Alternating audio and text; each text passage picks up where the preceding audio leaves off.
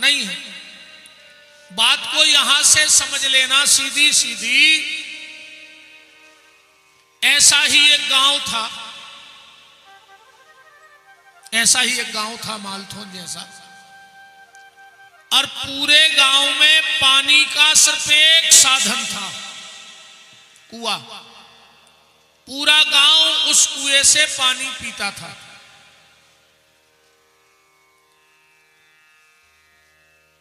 एक दिन 4 कुत्ते लड़े और उस कुएं में कुत्ते मर गए, सड़ गए, पानी में बदबू आने लगी।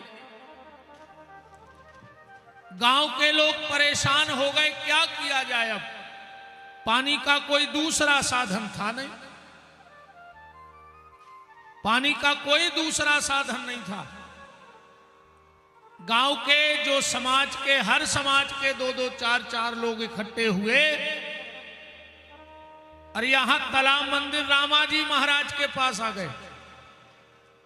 बोले आप बताओ, आप संत हो, अब हम लोग क्या करें। बाबा जी ने कहा कोई बड़ी टेंशन वाली बात थोड़ी है, उपाय हम बता देते हैं, कर लो।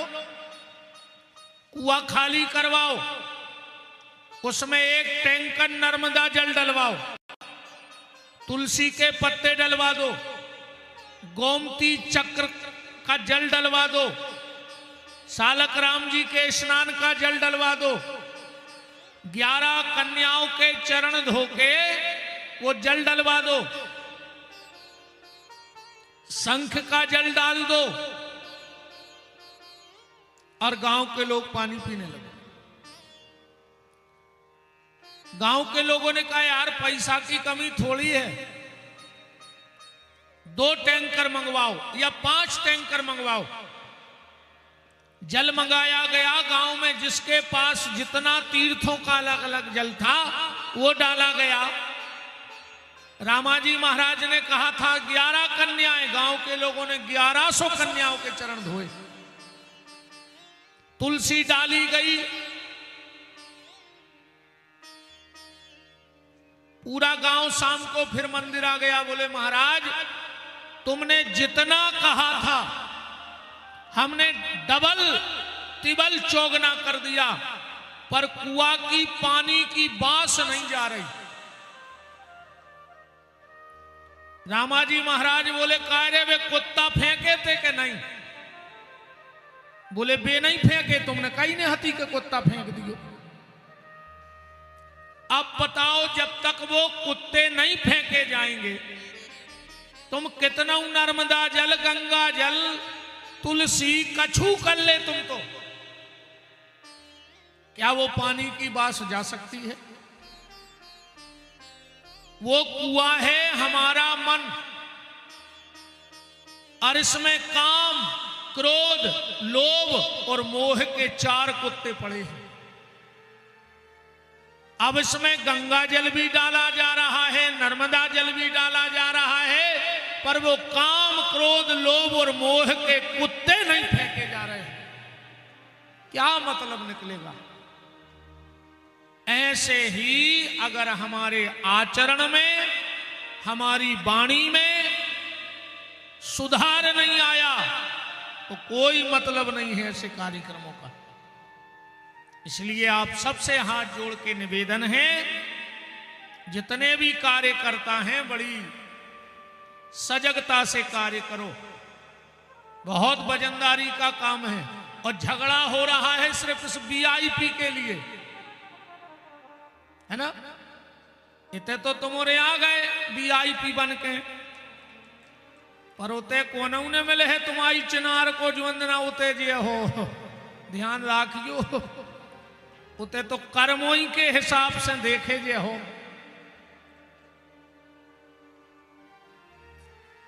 अब पीछे वाले चिंता मत करना, आगे वाले इसलिए खुश मत होना कि हम आगे बैठ गए।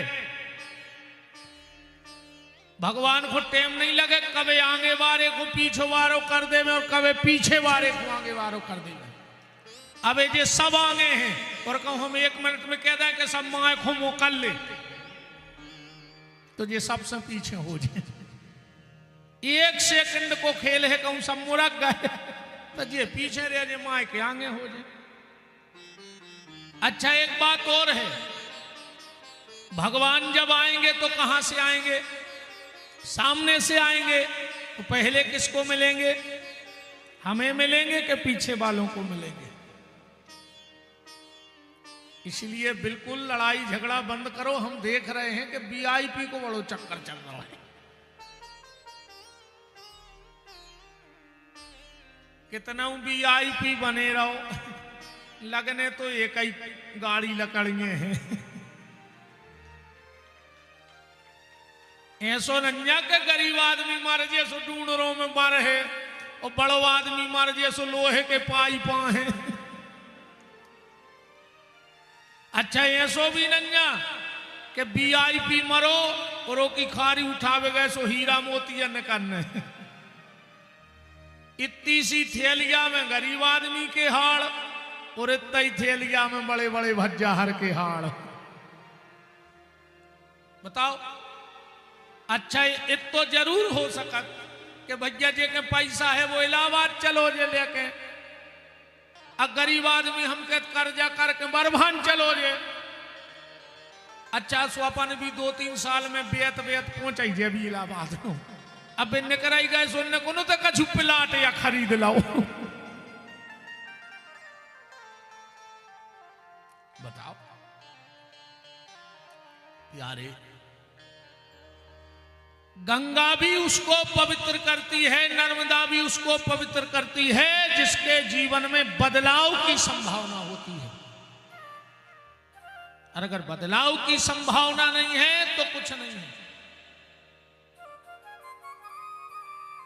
ये 4 दिन का सत्संग है। तो आज कल भी मैंने 4 बातें कही थी, परसों भी 4 बातें और आज भी 4 बातों से चालू है बात। दुनिया में 4 प्रकार के लोग हैं। कितने प्रकार के? 4। अब मैं चारों गोला खींच रहा हूं और मैं गारंटी से कहता हूं 4 गोलों में एक में तुम बैठ गए हो। ऐसे 5वें प्रकार को आदमी है ही नहीं है दुनिया में। अब तुम देखना कि तुम कौन सी कुर्सी पे बैठ रहे हो। 4 नंबर की कुर्सी रख रहे हो मंच पे। अब उसमें देखना कि तुम्हारा नंबर कौन सा है। सबसे पहले वो जिनका यहां बहुत सम्मान है पर भगवान के घर में उनका कोई सम्मान नहीं होगा, 1 नंबर की कुर्सी। दूसरे वो जिनका यहां कोई सम्मान नहीं है पर भगवान के घर में उनका बहुत सम्मान होगा, वो है दूसरे नंबर की कुर्सी। तीसरी कुर्सी ना जिनका यहां सम्मान है और ना वहां सम्मान है। चौथी कुर्सी जिनका यहां भी सम्मान है और वहां भी सम्मान है। ये 4 कुर्सियां रखी हैं आज। 5वीं हमें नहीं लगता कि रखनी पड़ेगी। इन 4 में से एक ने एक तो तुम्हारी हिस्सा की आई है। अब विचार करियो जी कुआं तुम कुआं उनमें से, हम बता रहे हैं ना तुम्हें बिल्कुल साफ साफ, तुम्हें समझ में आ जाए कि तुम कुआं। पहली कुर्सी है जिसका यहां बहुत सम्मान है पर परमात्मा के घर में उसका कोई सम्मान नहीं है। वो है बहुत पैसे वाला।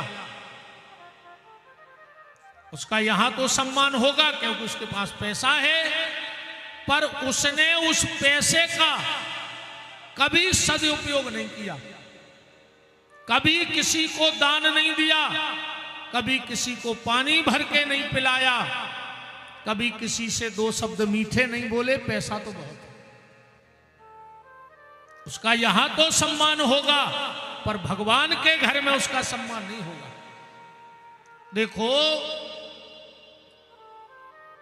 जब स्कूल का पेपर होता है तो उसमें लिखा रहता है किन्हीं 2 में से एक का उत्तर लिखो। पहले लिखा होता का खा, अब लिखा जाने लगा है ए बी, क्योंकि अंग्रेजी की पढ़ाई है। ए बी से चालू नहीं हुए। अपन नहीं कहते यार उनकी औलाद इतनी ए बी निकली। अब जब तुम शुरू से ए बी पढ़े हो, वह तो ए बी निकर है, इन्हें निकर। शुरू से अच्छी पढ़ाई कराओ तो ठीक। अब तुम जब शुरू से ए बी पढ़े है तो वो तो ए बी निकर है। वृंदावन बिहारी लाल की जय हो। तो पेपर में आता है किन्हीं दो में से एक का उत्तर लिख दो। ऐसे ही भगवान ने हमें जीवन में 3 मौके दिए। भगवान ने कहा 3 में से एक ही हम में लगा दे। भगवान सबसे पहले कहते हैं हम में मन लगाओ, मन लगाओ। मन ने लगे तो धन लगाओ, और धन ने लगे तो तन लगा दे। कछू तो लगा दे हम में, पर ना हमने मन लगाया, न धन लगाया, न भगवान में तन लगाया सेवा में। तो पहले वो है जिनका यहां बहुत सम्मान है, क्योंकि उनके पास पैसा है, पर भगवान के घर में उसका कोई सम्मान नहीं होगा। दूसरे वो जिनका यहां बिल्कुल सम्मान नहीं है, पर भगवान के घर में उनका सम्मान होगा। वो है ये साधु संत महात्मा। भजन करवे वालों को आज के आदमी सम्मान नहीं करें। पगला कहने लगे पगला। अरे कहीं वो तो पागल है, मर गया होगा तो बदाएं, कीर्तन होगा तो बदाएं, कथा होगा तो बदाएं परी। अरे पगला है कहीं हो कछु काम ही नहीं। बताओ छके थे आदमी पगला। कछु कछु ऐसे रहते हैं जिंदगी भजन भाव में नहीं गए, जिंदगी मंदिर मर गया नहीं गए। और अगर कोनो टेम से मंदिर जा रहा है तो तर्कें जरूर करें। दरवाजे में अब कई बच्चा जे तो बैकुंठ जे हैं, हरिश्चंद्र ने कर गए।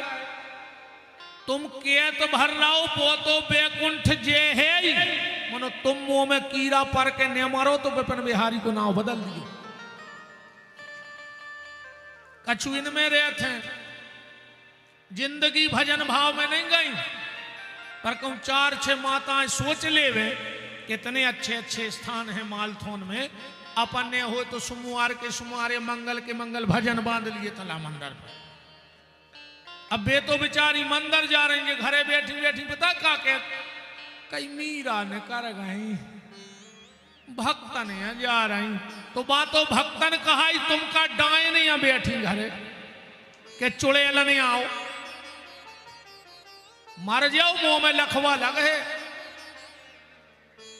ऐसे कीड़ा पर है मुंह में, करो तो तुम तर्कें बैठ के।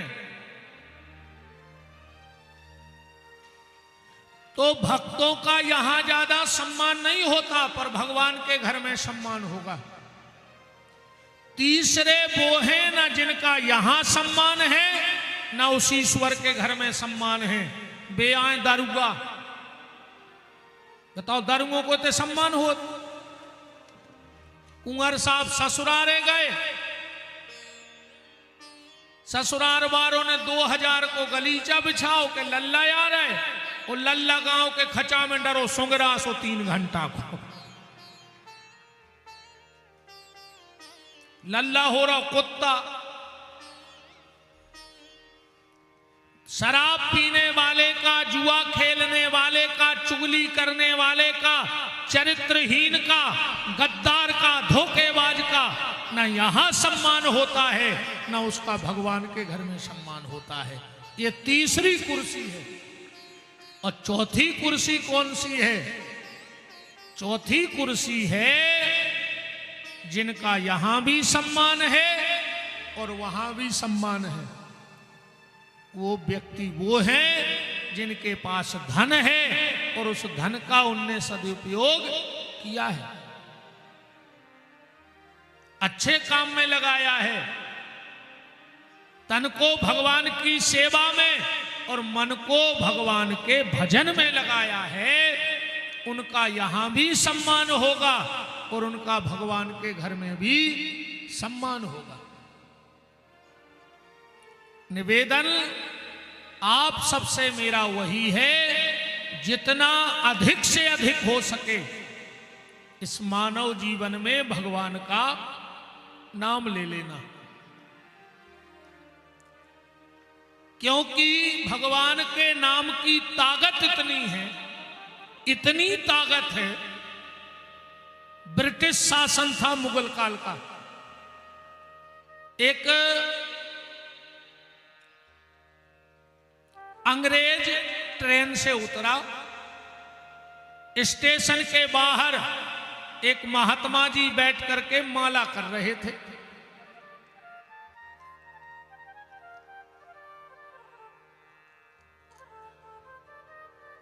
अंग्रेज आया, बोले बाबा ये क्या लकड़ी के गिट्टे लिए है घुमा रहा है, क्या है? वो अंग्रेज बंदूक टांगे तो महात्मा बोले तुम्हारे कंधा पे का है? अंग्रेज बोलो ये मेरा हथियार है। महात्मा बोले तो ये हमारा हथियार है। माला क्या है? संतों का हथियार। और कबीर दास जी ने लिखा भी है इस विषय में। कबीर दास जी कह रहे हैं कि माला मन से लड़ परी के तू का छाड़त मोए, ओ बिना शस्त्र के सूरमा लड़त न देखो कोई। ये साधु का हथियार है। काम, क्रोध, लोभ, मोह, मत्सर, दंभ, अहंकार, पाखंड से लड़ना है तो तुम्हें भगवान के नाम की माला उठानी ही पड़ेगी। अंग्रेज ने कहा ये तुम्हें किसने दी? महात्मा बोले जब बंदूक तुम्हें कौन दी? अंग्रेज बोला ये हमें सरकार ने दी है। महात्मा बोला तो ये हमें सांवरे सरकार ने दी है। अगर तुम्हें हथियार सरकार ने दिया तो हमें सांवरे सरकार ने दिया। अंग्रेज बोला तुम्हारा हथियार क्या कर सकता है? माला। महात्मा बोले और तुम्हारा हथियार क्या कर सकता है? अंग्रेज ने उतारी बंदूक, चढ़ाओ घोड़ा, बरिया पे एक चिड़िया बैठी थी, 250 पट उतरी, बोले जा मर गई, जो कर सका थमाओ हथियार। अब तुम्हारा हथियार बताओ क्या कर सकता है? महात्मा ने माला लई, माथे से लगाई, भगवान को ध्यान करो, और जो माला वो मरीच रज्जा पे धरी वह फर्र से उड़ गई। बोले हमारी माला जा कर सका था। ये मुर्दे में प्राण फूंकने का काम भगवान का नाम करता है। मुर्दे में प्राण फूंकने का काम करता है।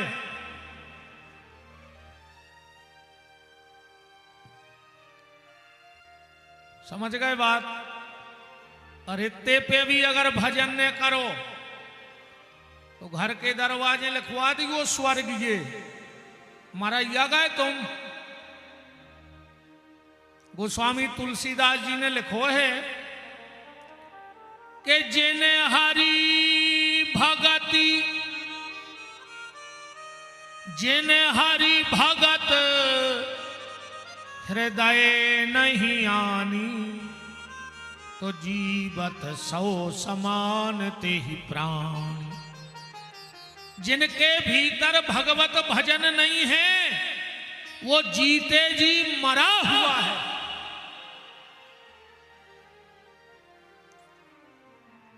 भगवान के नाम की वो ताकत है। गोस्वामी तुलसीदास जी को तो सभी जानते हैं, जिनके ग्रंथ को हम लोग सुन रहे हैं। गोस्वामी जी का जन्म हुआ, ध्यान से सुनना। माता पिता मर गए। एक चुनिया नाम की दासी हती, उसने पाला। कछु दिन में बाई मर गई।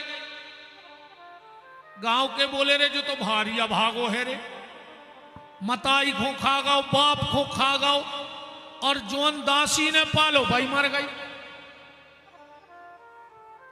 जिस दासी ने पाला वही मर गई। गांव के लोगों ने तुलसीदास जी को बाहर निकाल दिया। गांव के छोटे से बालक थे, इनका नाम था राम बोला।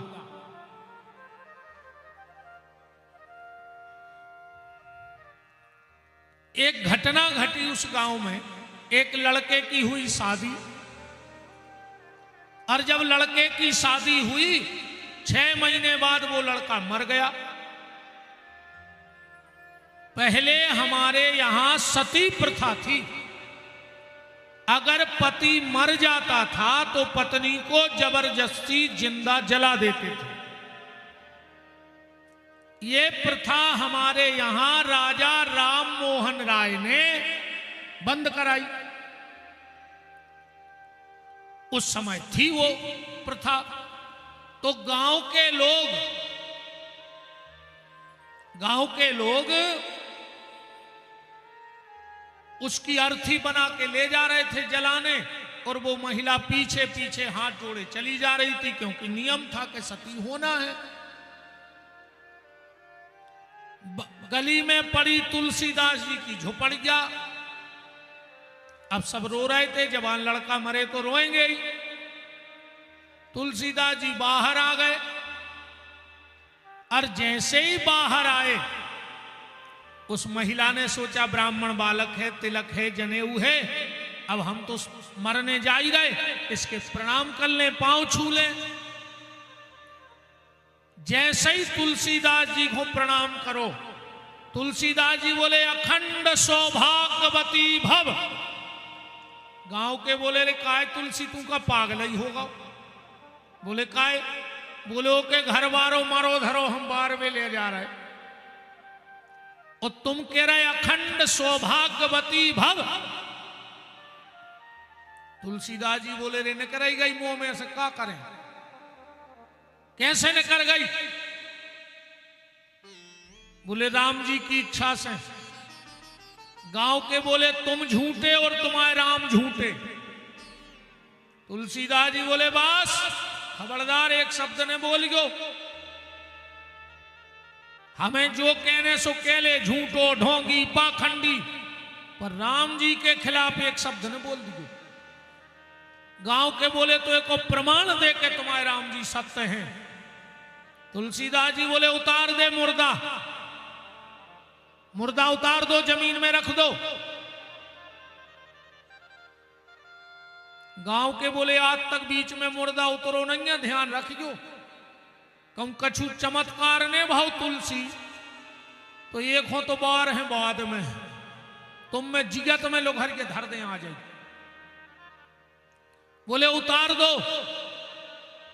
आज जैसा ही मुर्दा उतारा, तुलसीदास जी बोले गोल बना के बैठ जाओ और सीताराम राम राम राम राम करो। सब राम राम करने लगे। तुलसीदास जी आए, आंखों में आंसू भर के अपने परमात्मा को प्रणाम करके,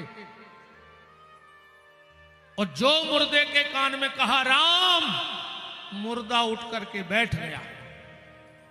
जो लोग राम राम कह रहे थे वो कहने लगे राम नाम सत्य है, राम नाम झूठा नहीं है।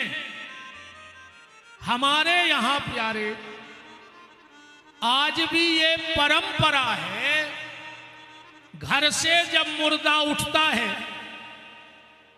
और शमशान घाट जाता है तो एक जगह बीच में उस मुर्दे को उतारा जाता है। उतारा जाता कि नहीं उतारा जाता? बोलो सिर हिला, उतारा जाता कि नहीं उतारा जाता? हमारे यहां आज भी ये परंपरा है। गोस्वामी तुलसीदास जी के यहां से इस परंपरा का शुभारंभ हुआ है।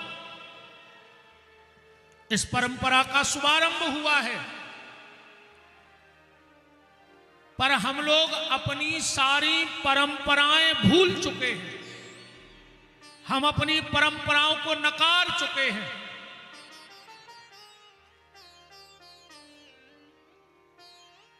बड़ा ही मंगलमय सौभाग्य है इस कार्यक्रम के परम संयोजक मध्य प्रदेश शासन के पूर्व गृह मंत्री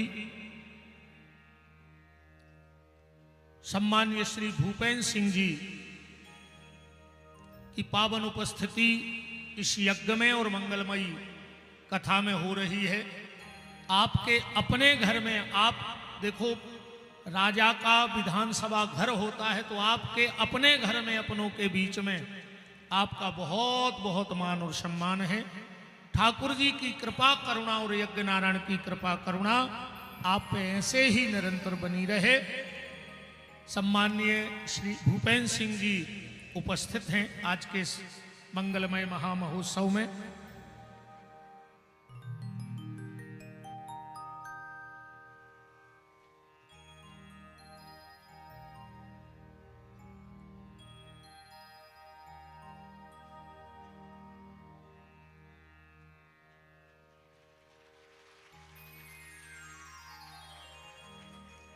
विराजिएगा।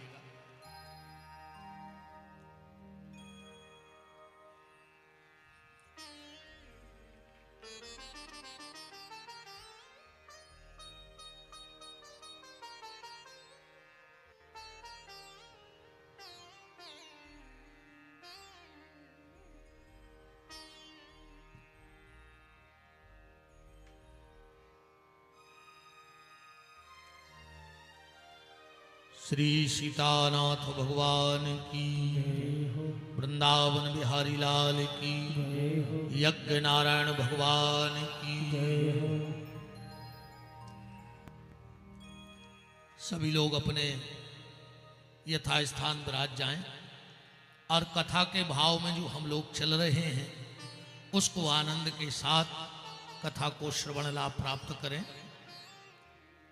तो मैं आपसे निवेदन कर रहा था कि हमारे यहां जब घर से मुर्दा उठता है और शमशान जाता है तो एक जगह बीच में उतार दिया जाता है। ये गोस्वामी तुलसीदास जी की यहां से परंपरा है। गोस्वामी तुलसीदास जी ने एक मुर्दे में प्राण फूंक दिए और उस दिन से आज भी हमारे यहां जब घर से मुर्दा उठता है तो उसको गली में उतारा जाता है। देखो, मेरा एक निवेदन है आप सबसे, हमारी जो सनातन की परंपराएं हैं वो धीरे धीरे लुप्त होती जा रही हैं। अपनो हाल ऐसो होगा अंधी घोड़ी फपूंदरे चना दे घना के घना। हमें अपनी किसी परंपरा का कोई पता नहीं है, बस चल रहा है। अपनी परंपराएं सनातन धर्म की ऐसे चल रही हैं जैसे हमारे यहां अष्टमी का पूजन होता है ना, पूरे घर के कमरा में बंद हो गए। जो घर का सबसे बुजुर्ग होगा वो हल्दी चावल रोरी लेके बैठ गए है। कहीं करो दादा पूजा, सो दादा ने चावल में फूल मिलाए और दाई दीवाल में कही जय हो माता, सब पे रक्षा करिए। अब उन दादा से पूछो कि दीवाल में कौन माता है, तो दादा को पता नहीं है। काहे? बोले हमारे पिताजी करते सो हम कर रहे, हमारे पिताजी करते सो हम कर रहे। ना पिताजी ने कभी हमें बताया, ना हमने कभी अपने बच्चों को बताया, और धीरे धीरे ये परंपराएं हमारे और आपसे दूर होती जा रही हैं। हर परंपरा की कहीं ना कहीं कथा है। सनातन धर्म की एक भी परंपरा ऐसी नहीं है जिसका प्रमाण पुराण में और शास्त्र में ना हो। अब आप इतने लोग बैठे हो, मैं एक व्यक्ति बता दो, हमारे यहां पहली बार ग्रंथि बंधन किसका हुआ था? गांठ जोड़ी जाती ना हमारे यहां शुभ कार्य में, पहली बार सनातन धर्म में ग्रंथि बंधन किसका हुआ? आज तक किसी को पता नहीं है। हमारे यहां जब बेटी का विवाह होता है तो हथलोई रख के कन्यादान होता है। बेटी के हाथ पे हथलोई रखी जाती है, उसके नीचे पिता हाथ लगाएगा, फिर माता, फिर होने वाला पति। पंडित जी मंत्र पढ़ेंगे, पहले पिता हाथ निकालेगा, फिर मां हाथ निकालेगी और फिर लड़की वो लोई पति के हाथ पर रख देगी। क्यों होता है हमारे यहां ऐसा? इतनी माताएं बैठी, मुझे एक माता बता दे सनातन धर्म में सबसे पहली बार बिछड़ी किसने पहनी थी? पांव में जो बिछुआ पहना जाता है। और आज भी परंपरा है, आज भी बिछड़ी पति की नहीं लगती, आज भी चढ़ाए के सामान में बिछड़ी नहीं आती, आज भी लड़की पक्ष से बिछड़ी दी जाती है। बुआ, मौसी, दीदी यही रिश्ते देते ना, बिछिया लेके जाते हैं। आज भी सारा जेवर, आज भी सारा जेवर पति लाएगा, पर कानों के झुमके मां दिलवाएगी। क्यों? एक माता बता दे सनातन धर्म में सबसे पहली बार मंगलसूत्र किसने पहना था? इसमें काला मोती और सोने का मोती क्यों डलता है? आज तक किसी को पता नहीं। हमारे यहां आज भी शादी में परंपरा है कि 4 भावर में लड़की आगे रहती है। क्यों महाराज जी? और 3 भावर में लड़का आगे हो जाता है। ऐसा क्यों होता है? आज भी हमारे यहां परंपरा है कि जब बहू पहली बार हमारे घर आती है तो हमारे घर नहीं आती, किसी पड़ोसी के यहां उतरती है, रिश्तेदार के यहां, नातेदार के यहां, प्रेमी के यहां, जो भी हमारा कोई रिलेटिव है उसके। ऐसा क्यों होता है? हमने कभी जानने की कोशिश ही नहीं की। आज भी हमारे यहां जब कोई मर जाता है तो एक मिट्टी का मटका लेके उसमें छेद करके 7 परिक्रमा की जाती है। क्यों? इन चीजों को जानने की कोशिश करो, वरना आने वाली हमारी औलाद सब भूल जाएगी। बहुत परंपराएं, दुनिया की ऐसी कोई सनातन धर्म की परंपरा नहीं जिसका लेख वेद पुराण शास्त्र में ना हो। इसमें 90% गलती है हम जैसे व्यासों की और 10% गलती है आप जैसे श्रोताओं की। आजकल व्यासों को भी कोई काम धाम नहीं, बस अकेले संगीत वाले बैठे हैं, ताली ठोको, नचो गाओ, घर जाओ, हो गई कथा। 2-3 घंटे की कथा में धमचिक धमचिक धमचिक करो, खूब नाचो, गाओ और जाओ। आजकल कथाएं कम, नचाई ज्यादा होने लगी कथाओं में। पंडित जी ने हर 5 मिनट पे एक भजन गाया, सब लोग उठ के नाचने लगे। कुछ लोग कहते वो मीरा का भाव था, तो मीरा ऐसे नहीं नाचती थी कि पहले किसी को मोबाइल दे देती कि जरा रील बना लेना, लगा लेंगे स्टेटस पे। ऐसे नहीं नाचती थी। इन परंपराओं का ज्ञान करो।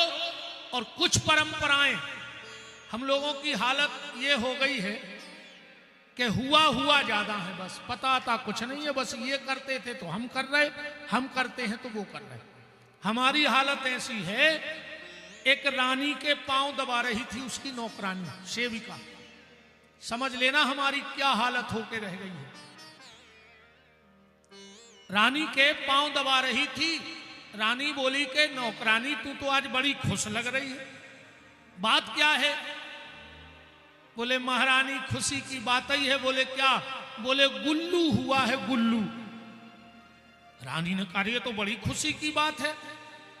तुरंत दूसरी नौकरानी से कहा मिठाई लाओ, इसका मुंह मीठा कराओ, गुल्लू हुआ है। तो नौकरानी को मिठाई खिलाई और एक मीठा रानी भी खाने लगी। इतने में आ गए राजा साहब। बोले रानी तुम तो मीठा खाती नहीं थी, आज मीठा क्यों खा रही हो? अरे बोले महाराज बड़ी खुशी की बात है, गुल्लू भाव गुल्लू। तो राजा ने कहा हमें भी मिठाई खिलाओ। राजा ने भी मिठाई खाई। बगल में खड़ा था मंत्री। राजा बोले मंत्री तू भी मिठाई खा। बोले क्यों? बोले गुल्लू हुआ है। तो मंत्री ने कहा साहब फिर दो दो, एक पत्नी को एक हमें। राजा ने 2 मीठा के पीस दाए, एक मंत्री ने खा लो। घरे गए, पत्नी से बोले लो। बोले क्यों? बोले गुल्लू हुआ है, गुल्लू। तुमसे किसने कहा? बोले राजा ने। तो रानी ने कहा जब राजा मिठाई बांट रहा है तो बहुत बड़ी बात होगी। मंत्री की पत्नी ने मिठाई बनवा के पूरे राज्य में बंटवा दी। गुल्लू हुआ है, गुल्लू। अब जो भी सुने तो वही मिठाई बंटवाए। एक सिपाही था, उसने डरते डरते एक आदमी से पूछा कि यार वो तो सब ठीक है, पूरे राज्य में मिठाई बंट रही, पर ये गुल्लू है कौन? सामने वाला बोला यार हमें नहीं पता, मंत्री जी ने मिठाई बंटवाई। मंत्री के पास गए, बोले काय भैया जो गुल्लू को आए? बोले हमें बिल्कुल पता नहीं है, राजा ने दी थी मिठाई।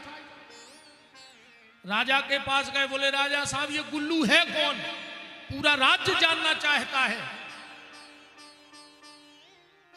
राजा बोले यार जो तो हमें भी पता नहीं है, रानी मिठाई खा रही थी सो हमने खा ली।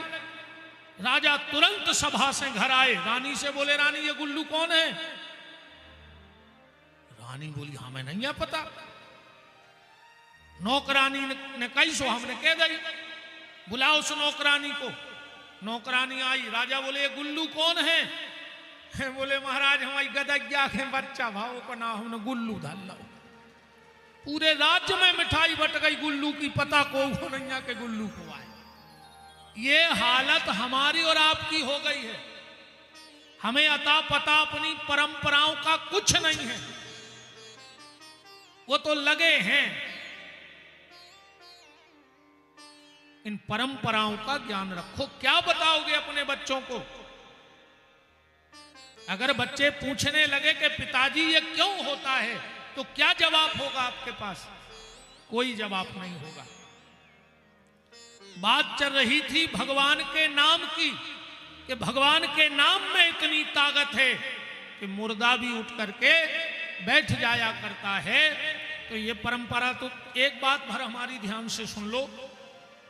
आज के बाद जब भी आप किसी की मिट्टी में जाओ, एक चीज का ध्यान रखना,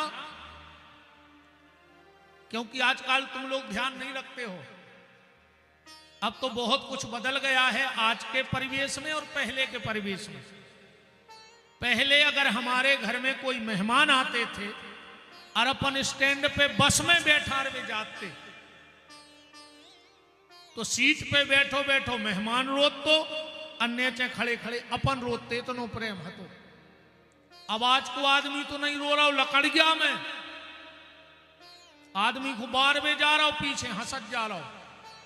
कछु कछु तो ऐसा फोन लगा के निगत है पीछे, जैसे इनकी डायरेक्ट बात जमराज से चल रही हो कि बर्थडे देख लियो तन्ना अपनो खास है आ रहा है, सो की व्यवस्था लगवा दी।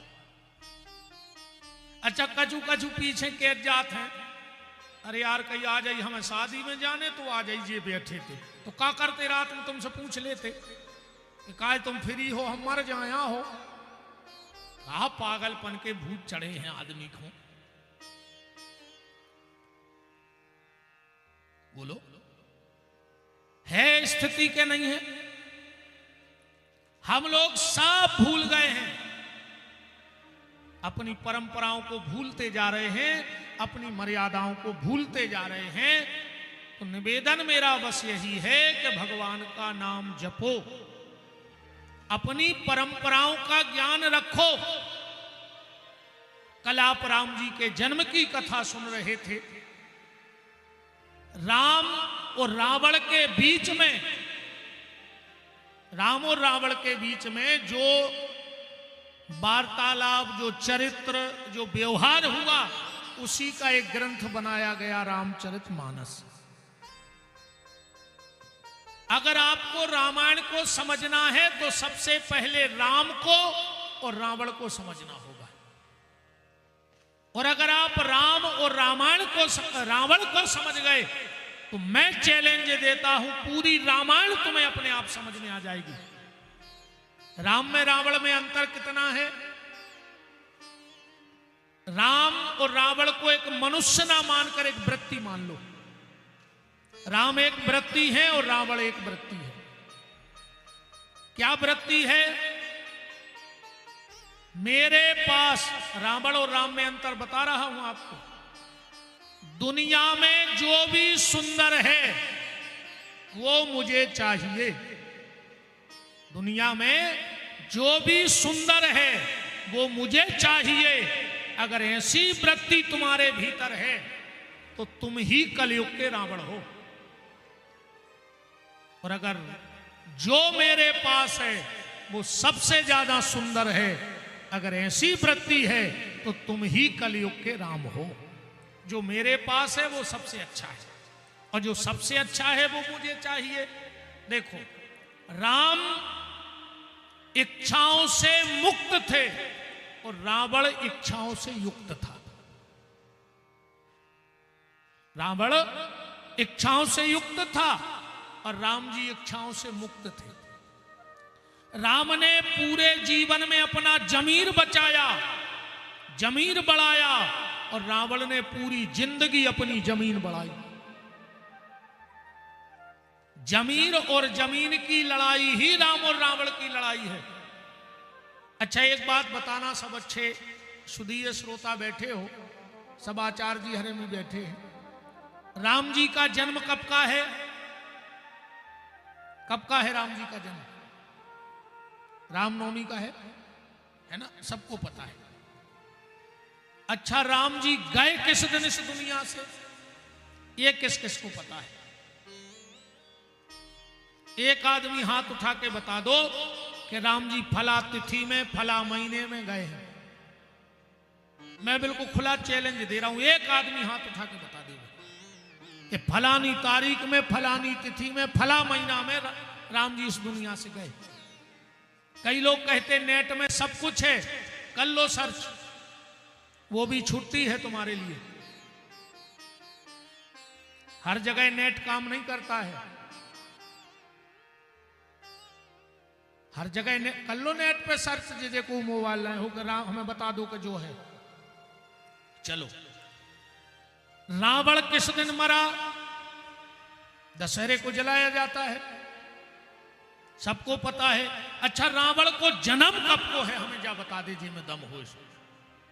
कर लो सर्च, रावण को जन्म बता दो आप तो हमें कि इस तारीख में रावण का जन्म हुआ है।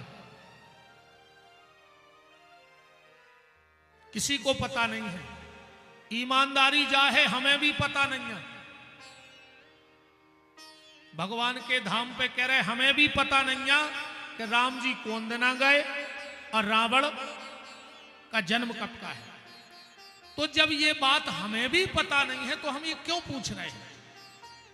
हम आपको वो सार तक ले जाना चाहते हैं, ध्यान से सुनना, कि पूरे संसार को राम जी का जन्म पता है पर राम जी के जाने का पता नहीं है, और रावण के जाने का पता है, आने का पता नहीं है। मतलब राम है अच्छाई, और अच्छाई के आने का पता रखना, जाने का पता नहीं होना चाहिए। इसलिए राम जी के जाने का आज तक किसी को पता नहीं, कभी करना भी नहीं राम जी के जाने का पता। अच्छाई हमारे जीवन से कभी ना जाए, और रावण है बुराई। तो बुराई के जाने का सबको पता है, पर उसके आने का किसी को पता नहीं है। भगवान करे कभी किसी को पता ना हो कि हमारे जीवन में भी बुराई आ जाए। बस राम में और रावण में ये फर्क है, अच्छाई और बुराई।